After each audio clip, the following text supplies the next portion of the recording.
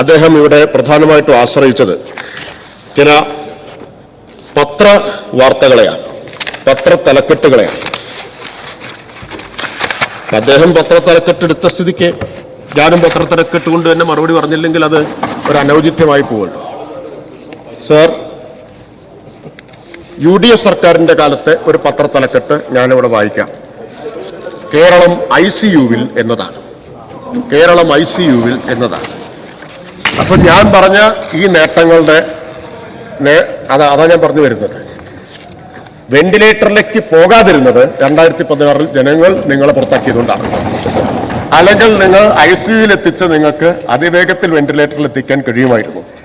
കഴിഞ്ഞ ഈ പറഞ്ഞ നേട്ടങ്ങളെല്ലാം ചൂണ്ടിക്കാണിക്കുന്നത് നിങ്ങൾ ICUവിലാക്കിയ കേരളത്തിലെ പൊതുജനാരോഗ്യ മേഖലയെ കേരളം ആശുപത്രി കിടക്കയിൽ നിന്ന് ഡിസ്ചാർജ് ചെയ്തു. ഈ ഗവൺമെന്റ് ആശുപത്രി കിടക്കയിൽ നിന്ന് ഡിസ്ചാർജ് ചെയ്തു. തലക്കെട്ടുകൾക്കും എഡിറ്റോറിയലുകൾക്കൊന്നും ക്ഷാമം അക്കാലത്തും ഇല്ല. ഇപ്പൊ നിങ്ങൾക്ക് ആകെ കണ്ടുപിടിക്കാൻ പറ്റിയ 1-2 തലക്കെട്ടാണ്. മരുന്ന് വാങ്ങാനാവാതെ മരിക്കേണ്ട ഗതികേടുണ്ടാകുമോ? മാതൃഭൂമി.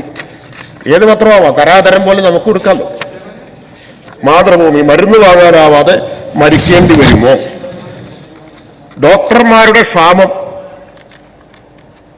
സർക്കാർ ആശുപത്രികൾ പ്രതിസന്ധിയിൽ. സർക്കാർ ആശുപത്രികൾ അല്ല, അങ്ങ് പത്രത്തലക്കെട്ട് എടുത്തുകൊണ്ടാണ് ഞാൻ. അല്ല, മാതൃഭൂമി അത് നിങ്ങൾ വിശ്വസിക്കുന്നില്ലേ? മരുന്ന് വാങ്ങാനാവാതെ മരിക്കേണ്ട ഗതികേടുണ്ടാവുമോ? മാതൃഭൂമി. ദേശാഭിമാനി നിങ്ങൾ വിശ്വസിക്കേണ്ട. ശരി. ജനറൽ ആശുപത്രിക്ക് ചികിത്സയില്ല. ആശുപത്രിയിൽ ചികിത്സയില്ല എന്നല്ല, ആശുപത്രിക്ക് ചികിത്സയില്ലാത്തതാണ്. സാർ, അനുവദിക്കാൻ പണമില്ല, അംഗൻവാടികളുടെ പ്രവർത്തനം അവതാളത്തിൽ. ശരി. മെഡിക്കൽ കോളേജിൽ ജീവനക്കാരില്ല, ലോകായുക്ത കേസെടുത്തു. എടുത്തതാണോ? രോഗിയുമായി സർക്കാർ ആശുപത്രിയിലേക്കോ കയ്യിൽ മരുന്ന് കരുതാൻ മറക്കണ്ട. അന്നത്തെ തലക്കെട്ട്. സർക്കാർ ആശുപത്രികളിൽ മരുന്ന് ക്ഷാമം. മാതൃഭൂമി. ദേശാഭിമാനിയാണെങ്കിൽ മാത്രമല്ലേ പരാതിയുള്ളൂ, മാതൃഭൂമിയാകുമ്പോൾ പരാതിയില്ലല്ലോ. സ്കാനിങ്ങോ 2 മാസം കഴിഞ്ഞു വാ. ഇതാണ് വേറൊരു തലക്കെട്ട്. അറ്റകുറ്റപ്പണിയില്ല, 108 ആംബുലൻസിന്റെ ശ്വാസം നിലയ്ക്കുന്നു.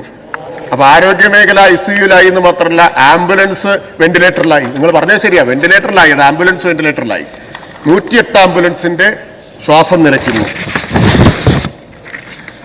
ക്ഷയിക്കുന്ന ആരോഗ്യം, മെഡിക്കൽ സർവീസസ് കോർപ്പറേഷൻ ICUവിൽ. ഇനി എന്താ വേണ്ട? ഇനി വേണോ? അങ്ങ് അനുവദിക്കാത്തതുകൊണ്ട് ഞാൻ കൂടുതൽ എടുക്കുന്നില്ല. അല്ല, സ്പീക്കർ അനുവദിക്കെങ്കിൽ കൊണ്ടുവരാം. എക്സിബിഷൻ തന്നെ ഇവിടെ നടത്താൻ മാത്രം തലക്കെട്ടുകൾ അക്കാലത്തുണ്ട്. അപ്പൊ അത് അന്നത്തെ ആരോഗ്യമന്ത്രി ഇപ്പൊ ED കേസ് നേരിടുകയാണ്. നേരിട്ടുകൊണ്ടിരിക്കുകയാണ്.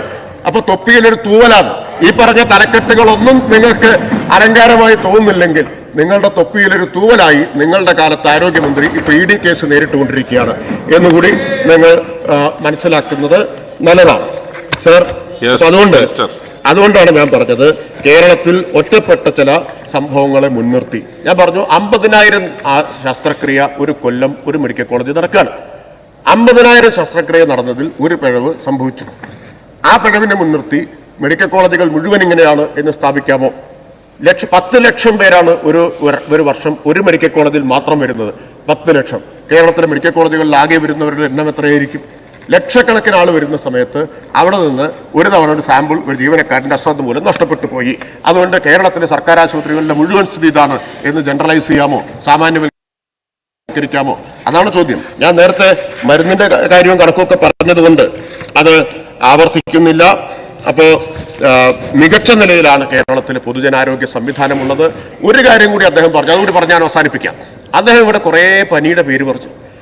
ഈ പനി എല്ലാം കേരളത്തിൽ വരുന്നു. ലോകത്തെവിടെ എന്ത് അസുഖമുണ്ടായാലും അത് കേരളത്തിലുണ്ടാവുന്നു. അതിൻ്റെ ഒരു കാരണം എന്താണെന്നറിയാം?